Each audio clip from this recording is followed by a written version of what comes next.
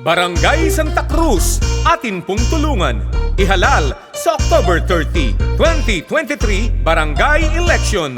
Tunay at tapat na paglilingkod, aktibong progreso mula sa magigiting na mga kagawad na sina Kagawad Joel Trinidad para sa Environment, Kagawad Gian Hermogenes para sa Education and Sports, Kagawad Rudy Cruz para sa Kalusugan, Kagawad Arnel Trinidad para sa Agriculture, Kagawad Albert Pangulo Lipana para sa Transportation, Kagawad Kevin Boyong Santiago para sa Tourism, at Kagawad Vic Torres para sa Peace and Order.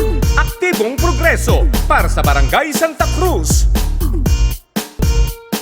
Sa darating po na halalan ay atin pong ihalal ang mga kagawad ng aktibong progreso. Kahit na anong problema tayo ay tutulungan. Aktibong progreso ng pitong kagawad na magigiting tayo'y paglilingkuran. Mag-aalay ng serbisyo mapaaraw o gabi. Akin pong ipakikilala mga taong mararangal.